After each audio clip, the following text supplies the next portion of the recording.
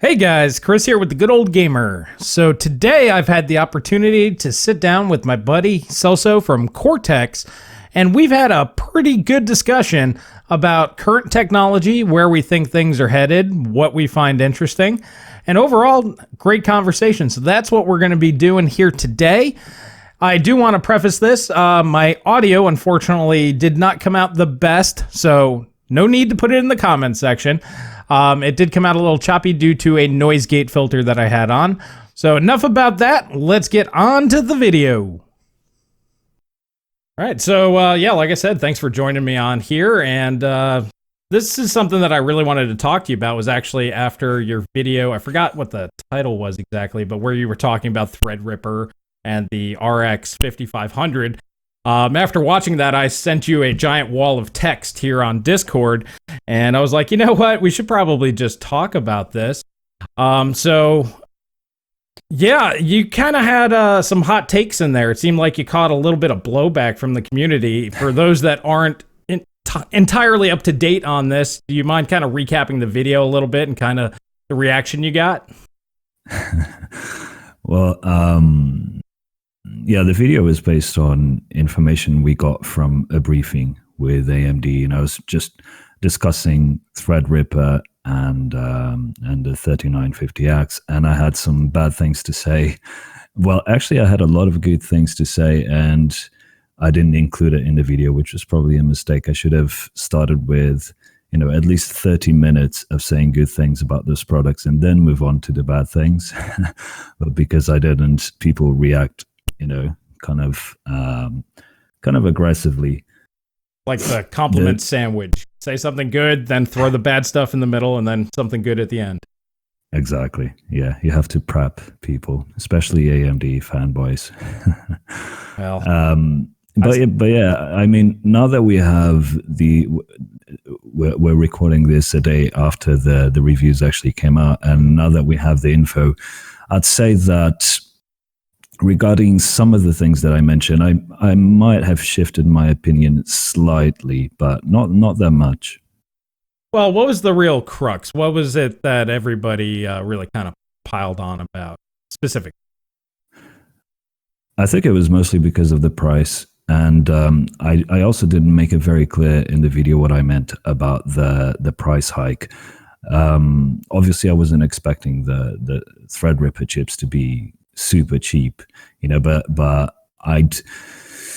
So how can I get to the crux of this?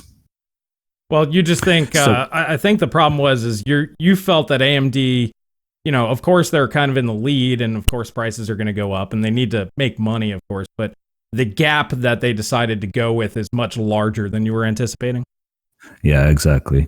And I mean, it's hard to make a case against AMD's pricing because nothing comes close. Intel doesn't have an answer, so AMD can command a premium on that. And to be honest, you are getting what you pay for with those chips. It's not like with something like the 2080 Ti, which is, it's a bit of an increase, but it's nothing fabulous. With this, you are paying a lot, but you are getting something, pretty amazing. Right. However, even though these Threadrippers are beasts, what I failed to explain in the video, and hopefully I can redeem myself a bit now, is that AMD is increasing prices now, but that means they will continue to increase this next generation and the next and so on. And we will end up with two Intels, basically. So you can make an argument for why they're doing it from their side, the whole financial thing. But when you are in a duopoly, it's not going to be good for the consumer, and that's the problem. So one example, I guess we could use would be Apple, for instance. So in the mid 2000s, Apple had very little market share. It would be like, what AMD has now compared to Microsoft. Right. But Apple had those, passionate fanboys who not only bought all of their products every year, regardless of whether they were good or bad, but they also evangelized the Apple brand, the ecosystem. And I remember that a lot of people said that Apple was like not so much like the alternative, but almost like the resistance to Microsoft, to the status quo. A bit like what we've been hearing about AMD, deservedly or not. I mean, that's besides the point. So the thing about Apple was that once they got those smash hit products like the iPhone, obviously, which transformed, Huge, yeah. created a new industry basically, and then the iPad and whatnot, they started. It took the company to new heights in every front to the point where today I don't know if they have the highest valuation in the world, or maybe they're second to They're Amazon top 3 like or that. 5. Yeah, it's like Amazon, Google, Microsoft, Apple, and somebody. I mean, they're our top 5. Yeah, probably a Chinese company. probably. So now you look at the Apple today, and you compare that to the Apple of the mid 2000s. You can kind of get an idea of what happens to these corporations when they're carried by these enthusiasts. Maybe zealots is a better name. Yeah. Where you keep excusing the company's behavior. You're excusing their price hike today because they need a bit of financial padding, and then you excuse a paper launch because they don't have the capacity that other companies have, and you start giving these excuses, and in 2 or 3 years there'll be, you're in a duopoly where you have not just the old Intel, you have the new Intel, which is AMD. It might sound a bit alarmist, but when you look at the history of this industry, this happens a lot, and AMD is just a corporation, Oh, well, I mean, that's the same thing that I warned about when I started the channel in 2016 about Nvidia. I'm like, Nvidia is becoming the next Intel. Once they started with the Founders Edition prices, I'm like, well, that's a freaking joke. And I saw the writing on the wall years ago. And then when RTX came out, and I'm like, told you. Yeah. And again, to going back to that sandwich analogy, the 3950X, 3960X, and 70X, they're very good. Mm-hmm. They are very good products. Like I said, you are getting what you pay for. But it's a price hike. I mean, there's no way around it. Yeah, I'm kind of torn because, of course, I'm always pushing for better, performance per dollar. That's really the key metric to me, which they are definitely giving you better performance per dollar than previously, without the price cuts. But if you look at like the original pricing into the 2000 series Threadrippers, I mean, the performance increase per dollar is significantly higher. So it's like one of those, it's the same sort of reaction I had when Zen 2 came out. It wasn't what we were wanting. We were hoping everything be probably about $50 to $100 lower than they are. But at the same time, you were getting more performance for the same money. So it's kind of a trade-off there. And AMD being such a small company competing against 2 very large companies on 2 different fronts, I can also see it from their perspective. When they have the best technology in the world, and CPU side at least, they should be able to reap the reward, same as Intel. And to your point, yes, it does kind of make them another Intel, but from their perspective, why wouldn't they? That's kind of the way that I look at it. No, I agree. And I think they should have a premium. I think I should have shared this with you beforehand. I think it was Steve from Hardware Unboxed had a really interesting chart with the price scaling along with the performance scaling for the AMD parts, and it also included the Intel parts. So it had the 3900X, the 3950X, and it was sort of a linear growth there in terms of both price and performance. But then you get to the TR3 chips, and they're way above where they should land. And I agree, they should be above that linear scale because they can command a premium, but they were way above. You should have a look at that chart. Well, here, when I edit it in, I'll put it in there. But I kind of saw Steve do that before, but I was pretty sure he used the current Threadripper 2000 prices, not the MSRP when they launched. But let me pull that up. So you see that yellow line going through, and you see where the AMD products land, and then you see the 3600X and 3700X with the performance increase being there. So they're further to the right, but they're massively further to the higher end in terms of pricing, if that makes sense, in the scale. Well, yeah, I mean, they're definitely off, but I mean, if you look at the 2990WX at 1800, like that's all the way to the left and really, really high. So comparing that directly to the new 32 core, which would be the 3970X, that's much further to the right. So I would say it's more in line than the 2990WX was. Yeah, I agree. So, I mean, yeah, it's not the best, but is it better? And I would say overall, the performance per dollar is technically better. Now, is it where we wanted it to be? No, but we could say the same thing, like I said, about the original Zen 2 launch on desktop. We were all hoping that everything would be $50 to $100 less than they were. They weren't, but they're still better than what Intel has. And that's really what it comes down to. I think the real argument isn't so much AMD doing it. It's just the fact that there's no other option. There's no longer going to be that struggling up and comer. I mean, because Intel's not going to do it. They're not going to cut their own legs off and be the budget brand. So if AMD isn't the budget brand anymore, who is the budget brand? Yeah, exactly. That's the issue here. Yeah. And I think we kind of see the same thing going on in the GPU space, which you also touched on in that video. Yeah. Yeah, in the video I talked about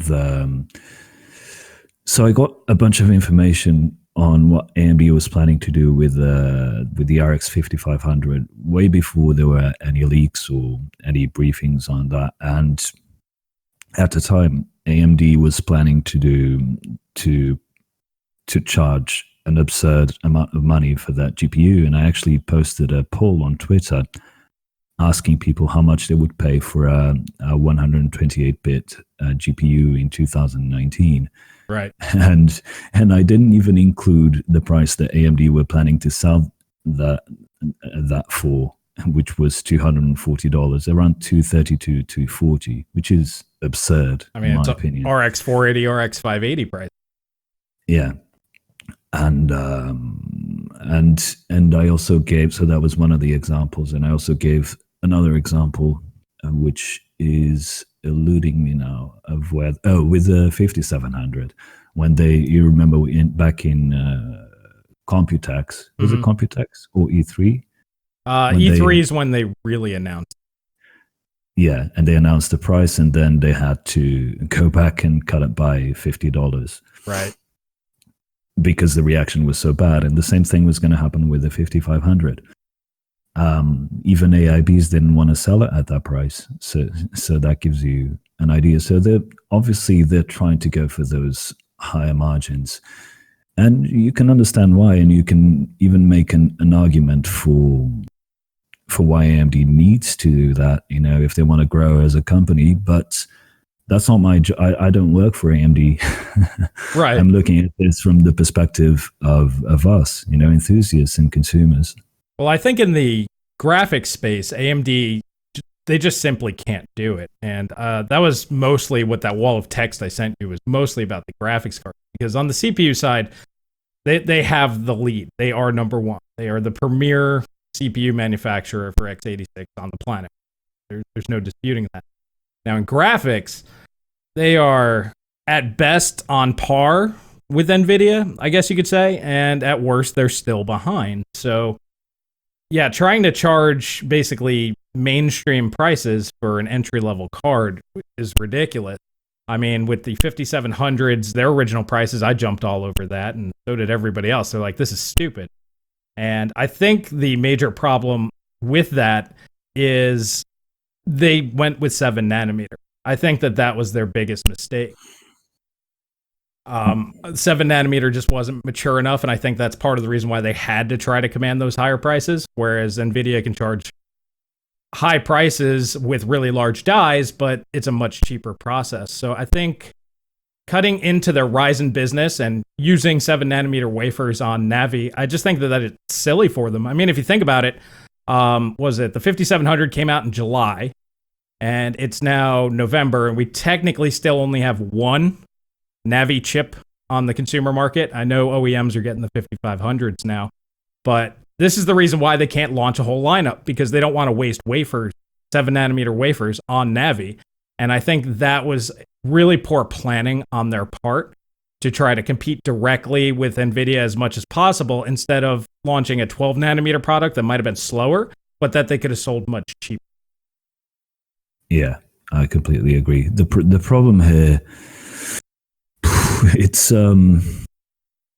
kind of a multi-layered problem, and it's a very deep it requires a very deep analysis. I guess we can go into this.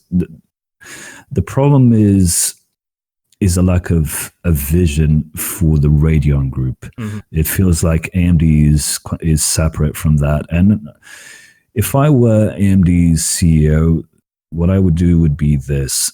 I would revive the ATI branding. Yep. And I would position that as, I would create a whole new company, with a CEO, well, not a CEO, but with a management team, with a dedicated design team, and especially with different expectations on what the products are, which markets they serve, and even, which foundries they use. So it would be a completely separate entity owned by AMD, and it would target the high end exclusively. And then the Radeon group can focus on the mid-range and low end and APUs, and keep that technology closer to the AMD bread and butter business, which is CPUs. That would give AMD a clearer focus, because right now with the kind of I don't know, trying to get the best of both worlds, get the efficiency, get the prices, compete with Nvidia, they're not going to be able to do that with the resources that they have. They just can't. And yeah, so the Radeon group has great technology that they can use for the consoles. They can target the OEMs. They should focus. They could, even hyper focus on 50 watts, 60 watts GPUs. Maybe closer to 70, 75, 80 watts GPUs. So these would be, entry level, mid range to low end. And ATI would make the big stuff. There would be a new company, and it has that name behind it, which a lot of people still remember. Or even if they don't remember it, it would look like a new competitor on the market. It essentially washes away a lot of the bad press and bad stuff of AMD and just puts a new face on it. Yeah, and it wouldn't have the same pressure from shareholders on margins, because this is a completely separate company, and and it would be completely different expectations. Radeon keeps people keep expecting Radeon to deliver the Nvidia killer, right? and they always miss that target, and I can tell you right now they're going to continue to miss that target. So they definitely need to refocus, and they need a vision for the GPU strategy. The advantage with having something like an ATI new group or new division or new company is they can be on the bleeding edge. With Navi, there's so many metrics that they need to consider. It's like you were saying, it doesn't make sense for Navi to be on 7 nanometers, and then they're trying to compete with Nvidia on pricing and all of this. It's not going to work. With staying on the bleeding edge with this new division would allow them to set lower margins. For instance, it would allow them to either lower margins or maybe get products out faster, because that would be their sole focus. I think that's really what it is AMD's right now got their boot on the throat of Intel, and they can't ever take their eye off of that, because Intel, has so much money that they could just come out of nowhere. That Nvidia just really, they can't focus on both. One company just can't do that. So having two companies focusing on specific markets, I think you're right, would make a lot. Yeah. And another thing that worries me a bit about the Radeon group was that, so for instance, now for the 50, we've been waiting to hear on what the prices for that will be, because AMD was waiting for Nvidia to announce the 1650 Super so that they could decide what the price of the 5500 will end up being. Right. You can't have a company that with every single launch, they're depending on what your competitor is doing. You know, you have to focus on the market that you're serving primarily, and that separation with the high end and the Radeon doing different products, it would give them that sort of focus. I guess it's the word that really makes sense to use here. Sure. Yeah, absolutely. Like, keep the Radeon group, or that might be like a bridge between the two companies. That could work too. Like they get the technology from ATI and develop it for things like APUs, consoles, and then obviously they know how to integrate that into with the CPU architecture. But yeah, that makes a lot of sense to me, because you're one of the first people to come out and say that APUs are really going to be the key focus going forward, and not bogging down Radeon Technologies Group with both high-end HPC, GPU performance, and also, the APU, the integrated, the embedded solutions, the mobile solutions, having a separate division basically just dedicated to those low-power units, like you were saying, extremely high performance per watt. For example, like the Radeon 5700 and 5700 XT, one draws like 33% less power and just a little bit slower. It's because it's within the efficiency curve. Instead of what Radeon's been doing, which is just clock everything to the moon and forget about power efficiency, you have the other division go, no, this runs best at, 1.1 gigahertz, never clock higher than that. And integrate those into, like I said, APUs, and making those much, much better. This way, that I think eventually that's going to take over the $100 to $200 GPU market. We're already kind of starting to see that with GPUs kind of scaling up in price, kind of get away from that market. So I don't think we're too far away from that becoming a reality. No, you mean for APUs? Yeah. Yes. Yeah, I completely agree. It's definitely the future. I mean, everything eventually gets integrated, and it's getting to the point where the performance is there, and the new packaging is going to let us overcome some of the limitations, like the bandwidth was a big one. Yeah. So now you have the HBM stacked on top of these chips. That's going to be really, really disruptive. Well, I mean, I think the new packaging is going to change everything. Like, I don't think most of us can comprehend what 10 years from now is going to look like, because the past 10 or 20 years, I mean, I've said this before, it's been pretty linear when you think about it. You went from 1 core to 2 cores, 2 cores to 4 cores, so that's extremely linear. And then clock speeds, they just kind of went up, up, up, and then they stopped. And IPC just kind of increases a little bit over time. So the last 20 years has been extremely predictable, in my opinion. But what's coming in the next 10 years, I think, is going to be so revolutionary. We can't really fathom what it's going to look like. Yeah, because we're finally getting to those obstacles that we couldn't fix before, like bandwidth. Memory has been lagging behind the rest of logic for, I don't know, 10 years or more in terms of technology. So we have a lot of room to grow there, and that's going to make a huge difference.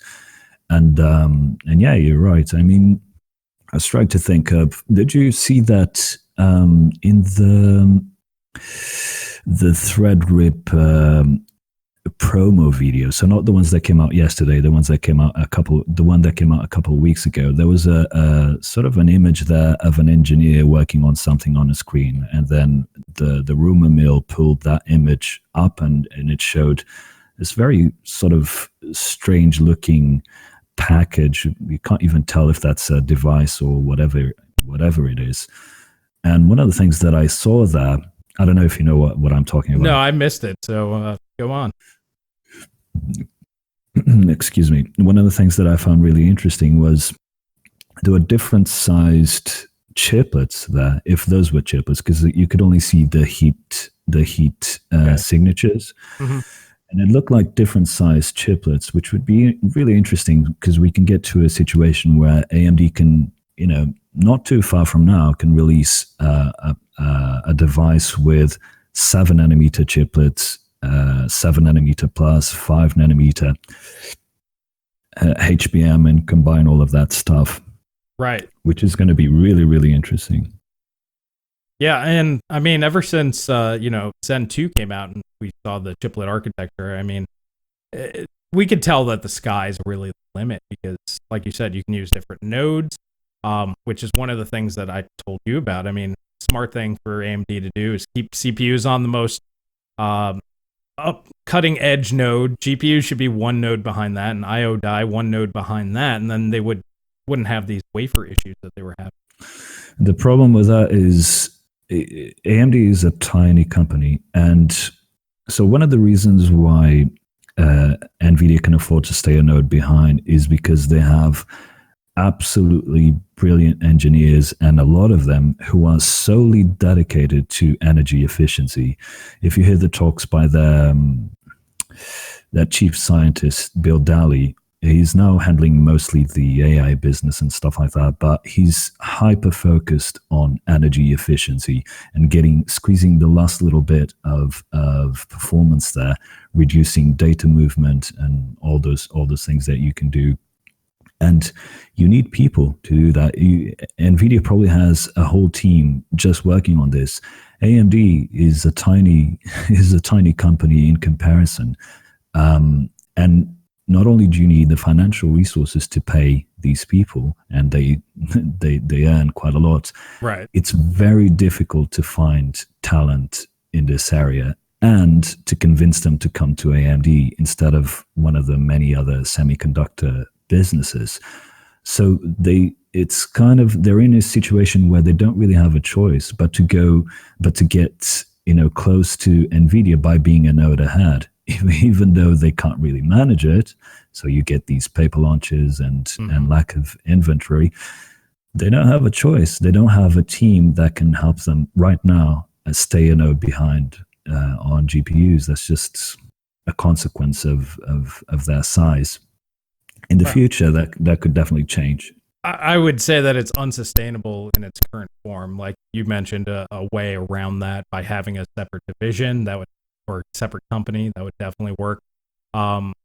They need to do something because, like you were saying, the RX 5500, because the pricing's so bad. I found it funny that MSI is now launching new RX 580s, which I started chuckling because I was like, oh, maybe they really won't sell the RX 5500.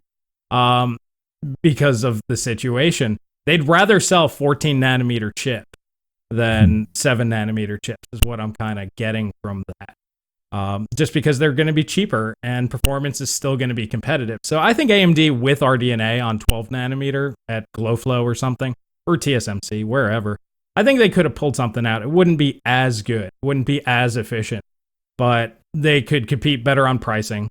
They could actually get higher margins because of how much cheaper those nodes are. And yeah, die size might be a little bit bigger and power consumption might be a little higher and performance would be lower than what we have now. But you'd still be competitive enough with, let's say, like an RTX 2060 Super, I figure.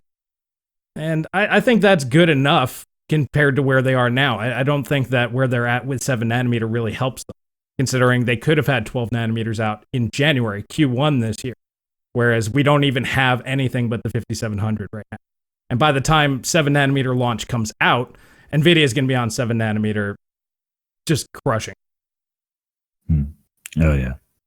So it's definitely disheartening to see that their management decisions on Radeon is so poor and how good that they're doing on the CPU side. I think that's really the big conundrum to us, especially people that want to see the competition out there. They're doing so well in one area and they're really falling behind in the other, much more than a lot of people realize, I think. Yeah, I completely agree. Right. So what was it? Got to brush up. So your other video that you did the other day was actually about Nvidia, because we're talking up Nvidia basically just curb stomping AMD, and that will continue. But Nvidia themselves are actually going to be facing competition like they've never seen before. Yeah. Yeah, the Intel stuff is looking very, very promising. I'm actually working on a video to try and understand exactly what they're doing, but they have, I'm going through dozens and dozens of patents to understand exactly what they're doing. But it's a really interesting strategy. So the thesis behind that video was that Intel has really good history and partnerships with OEMs, and that's where they're going to focus on for the mainstream GPUs. And that's what's keeping Nvidia afloat, because the people are not buying the RTX, at least not in the same volumes that they've grown accustomed to. And the AI business seems to never really materializes. Jensen keeps saying there's a lot of promise there and a lot of potential, but it never really materializes. They're making some money, but personally, I think it's a bit of a bubble, but we'll see. Well, their shareholders certainly think that it's got some legs, because honestly, the shareholders couldn't care less about their gaming business. They only care about that AI business. And if Nvidia doesn't perform in AI, let's say ASICs just take over and Nvidia's out, that they're going to be in real trouble if that happens. I think that will happen, because right now the advantage of having so flexible, because the programming environment is changing constantly. You're getting new algorithms and stuff every couple of months. It makes sense to use GPUs. They're programmable, they're general purpose to some extent. Right. But once we get to a stasis in the application development environment, people will either make ASICs if they have the money, or they'll buy ASICs from someone who develops a spec. So Facebook, for instance, has a spec that they've given out for anyone to build an accelerator on for AI. So if you have, one of those startup companies and you want to sell that, you can. There's one thing that people can buy that's much cheaper than a GPU, and it's going to perform much better. And that's already happening. Imagine when we have a stasis in the development. So I'd say for the next year, couple of years, I think Nvidia might still have that argument behind them for the AI space, but Intel is coming hard, is coming into that arena hard as well. So I don't know. I'm skeptical of the success of the AI business. And then when it comes to gaming, I think the RTX launch was a huge mistake. That was really, really bad, because that really hit the bread and butter, their core business. Their core business, the gamers. They turn a very, respected and reputable brand into a mid-range brand, the GTX brand, and then they introduced RTX, which is a meme. It doesn't work as it should. So. And now AMD is gearing up to have some sort of decent products, hopefully, and Intel, a behemoth, is coming into their space. So it doesn't look great for Nvidia. No, like you said, I mean, they're going to be going more toe to toe with Intel than they really ever have with AMD, because of most of the limitations that we've talked about for AMD as a company. Intel has no said limitation. So, yeah, it's definitely going to be interesting. But I heard that their GPUs were possibly going to be delayed past 2020. So I don't know if you have heard anything about that. Yeah, that wouldn't surprise me. It depends on where they decide to make them and what. And if they're going for 10 nanometers, you can forget about it. Yeah, it'll be 14 or 7 more likely. If it's 7, then it's 2021, 2022, 14. I mean, it could happen, but I'm not sure what they're looking to do for next year. Right. Yeah, so it's kind of one of those big question mark on that one. Okay, that's kind of where I was at with it and everything I've heard. It's one of those, it's like, maybe. Just kind of a shoulder shrug. It's like, we'll see what happens. But yeah, I agree. Once they do come out, it's going to be a major change there. And I really think the biggest thing is the bubble you talked about, NVIDIA's AI bubble. I think that's going to be their real problem, especially if they keep alienating their core business. Like I said, Wall Street only cares about the AI business, or mostly only cares about the AI business. They just count the gaming revenue as kind of like how AMD sees like console revenue. It's just money that comes in to keep the day-to-day going. That's the way that they kind of look at it. But they look at the AI as the future and where they'll make all their money. And I think NVIDIA, if that, or when that bursts, I think that they're going to be in trouble like we've never seen any of the big three. I think they're going to be in worse straits than AMD was, 4 years ago, because at least they had one product line that was working. NVIDIA has nothing but GPU. Yeah. I mean, you can see where, if you look at the amount of startups that are popping up in Silicon Valley for AI, it's ridiculous. I mean, that's basically the only hardware business that's viable in Silicon Valley for VCs. They either put money in software, or if it's hardware, it has to be AI. So you can see where the money is going. If you follow the money, that's the area that people are placing their hopes and expectations for growth. It's where all the bets are going. I think most analysts see the AI market as easily $1 trillion a year business. So it will be the most lucrative business on planet Earth. It'll be more lucrative than oil. So once they get that up and running, that's what they think's going to happen. That's why you see all these people investing in it, because whoever gets there first is going to be the next Microsoft or whoever. Maybe. Yeah, I mean, nobody can say for sure, but I'm just letting you know that's kind of where people expect things to be going at this point in time. Yeah. I mean, of course, you shouldn't underestimate NVIDIA. They do have, super intelligent people working there, the best engineers in the industry. They have the guy that created CUDA. They have the people who developed the AI algorithms back in the 70s. They're working for NVIDIA right now. And the algorithms didn't change that much, like neural networks and that sort of thing. This has existed from all the way back in the 70s and 80s, but there was never hardware to put them in practice. They haven't changed that much. And those very people are working at AMD. So, at NVIDIA. And so I can see them coming up with a strategy, and Jensen, obviously, brilliant guy, brilliant engineer. I can see them coming up with a strategy to circumvent this somehow, but I don't know what it could be. I mean, I guess making their own ASICs based on other people's spec, which would be really strange. I've never seen NVIDIA do something like that. But well, if they can enhance it even 10% better, I mean, that's all it takes to become the industry leader. If somebody else comes out with the standard, if you do the standard better, they could definitely go that route and kind of adapt. They could. The problem is they have the shareholders' expectations when it comes to margins. They have a 64% margin right now. Mm-hmm. That's insane. You're probably not going to get that with ASICs. So when there's a ton of competition, so I don't know. Well, they're also awesome at marketing. I mean, if there's one thing that NVIDIA is great at, it is their marketing strategy. I mean, it's the only reason why RTX didn't bomb straight out of the gate, is because their marketing was so strong.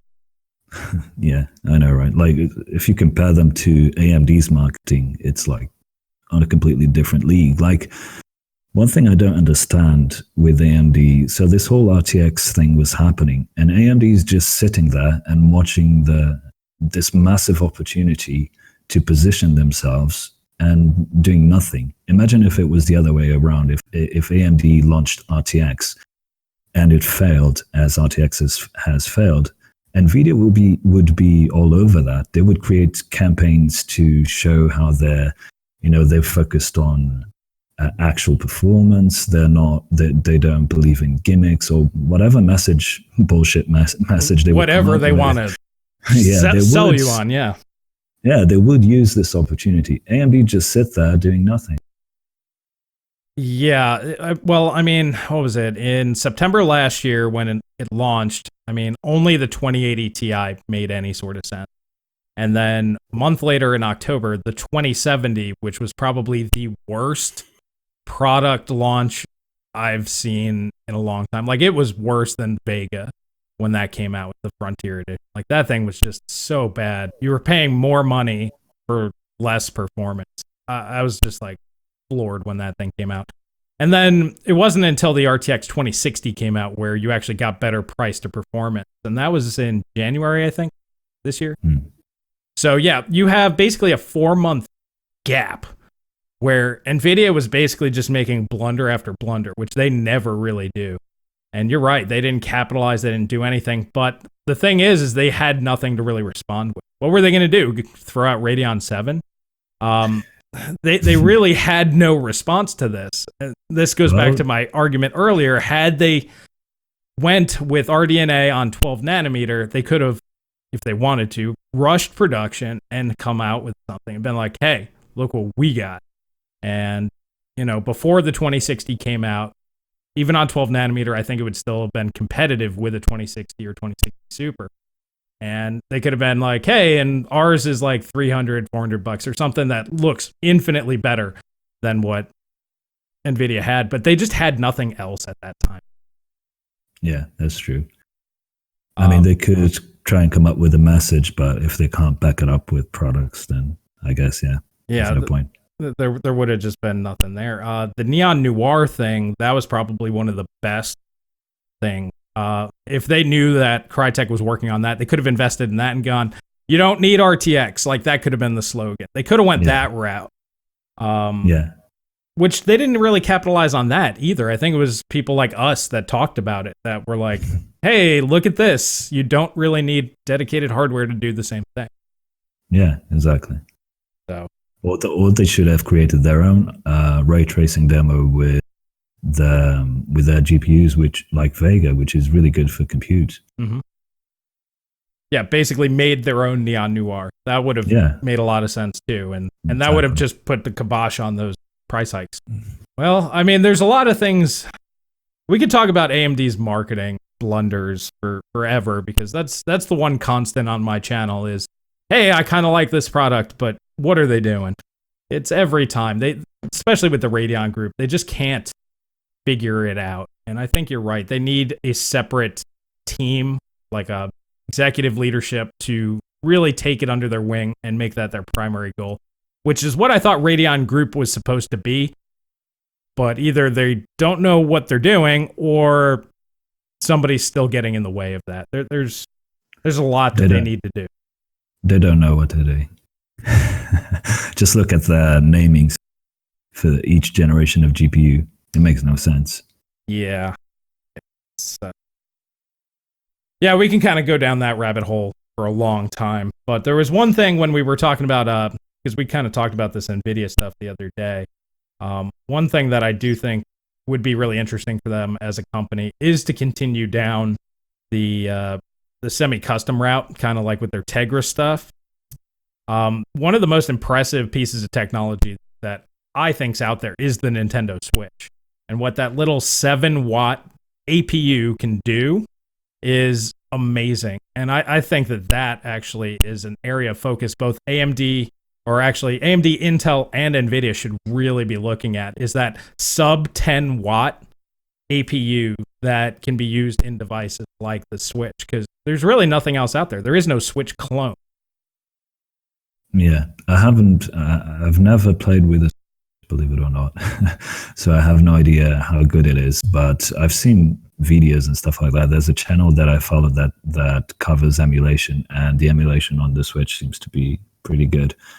And maybe, I don't know if NVIDIA has the legs to stretch this far, but maybe going into some sort of CPU business to go along with that GPUs, and maybe even x86 or some sort of competing thing.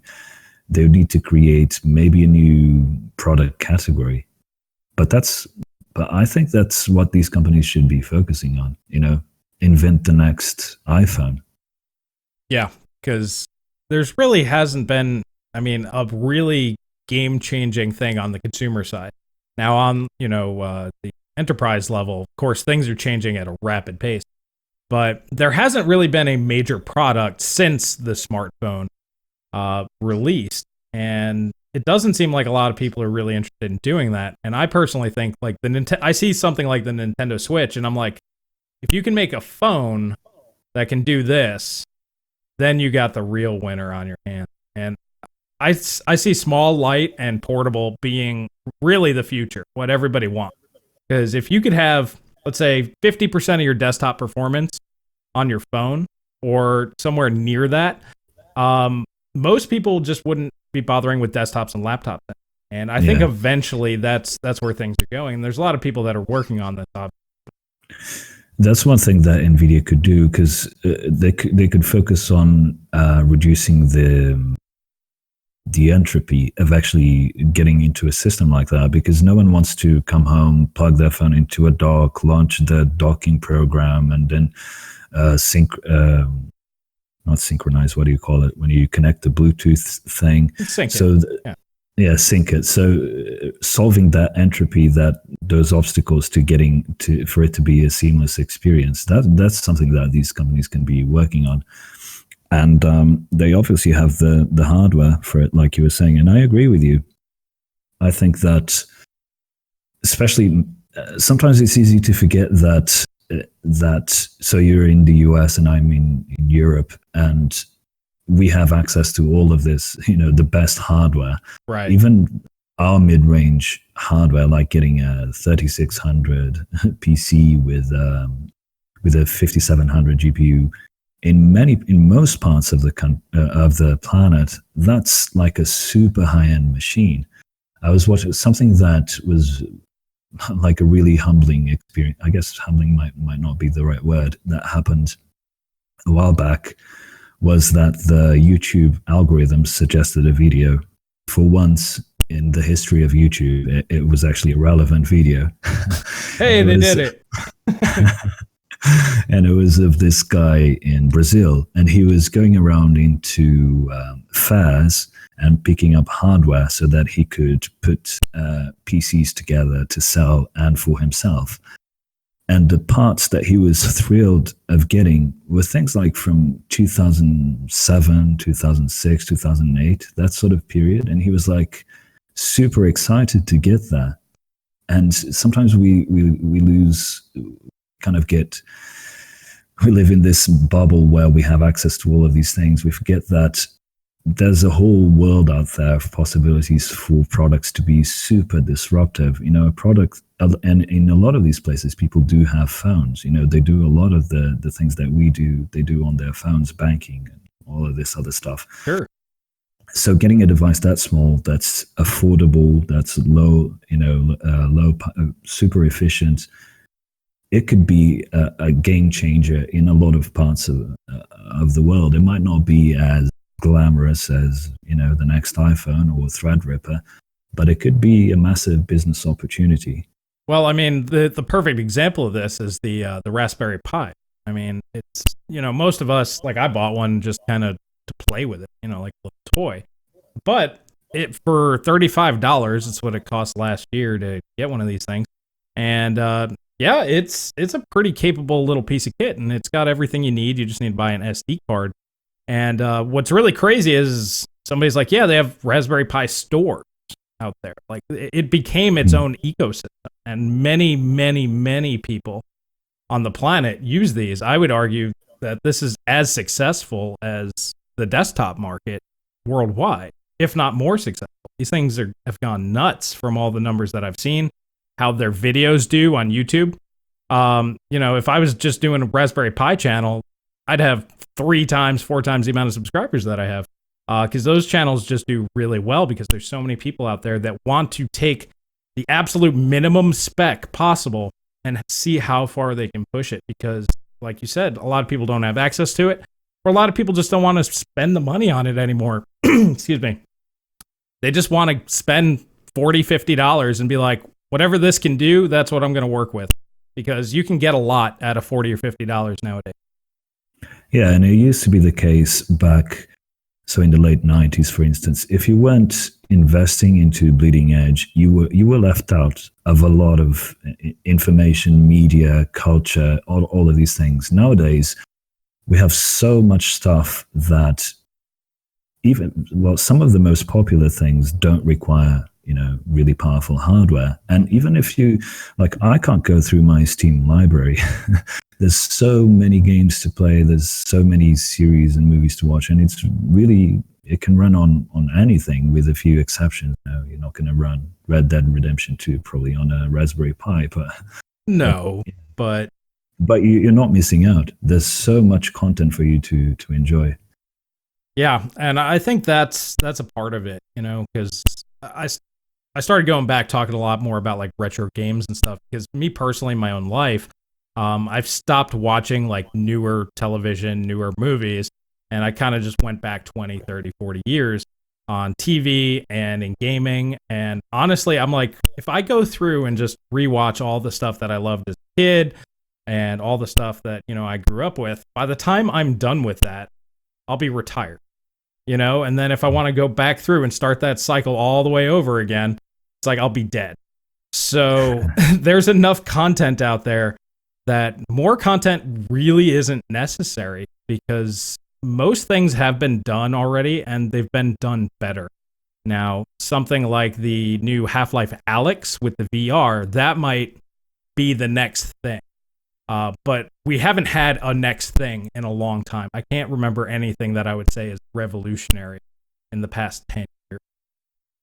It's pretty much just been some amalgamation of other things that have already been done, and as I said, typically done better elsewhere. Alrighty, so yeah, I mean, that's pretty much everything that I wanted to talk about. Was there anything that you wanted to bring up, anything you're kind of working on or find interesting? Well, I guess stay tuned to my channel. I have a lot that I'm working on and some really cool and exciting things that should be happening next year, and I'll be covering that soon. Yeah, that's one of the things I love about your channel. Even if it's information that I know, it's the way that you present it. It kind of gets my brain going and looking at things from different angles. And I really do appreciate the way that you present your case and your information. And like I said, after that one video, I just had to write like a book and send it to you. And that was just my natural reaction, because like it just kind of gets the noggin going. So really appreciate your work, my friend. Awesome. Thank you, man. Alrighty, guys. Well, if you like this video, please hit that like button. Please subscribe. Please share with friends. That really helps me out. I want to say thank you once again to Celso over at Coreteks. Links will be in the description below. And yeah, that's all I have for today. And I'll catch you guys in the next video.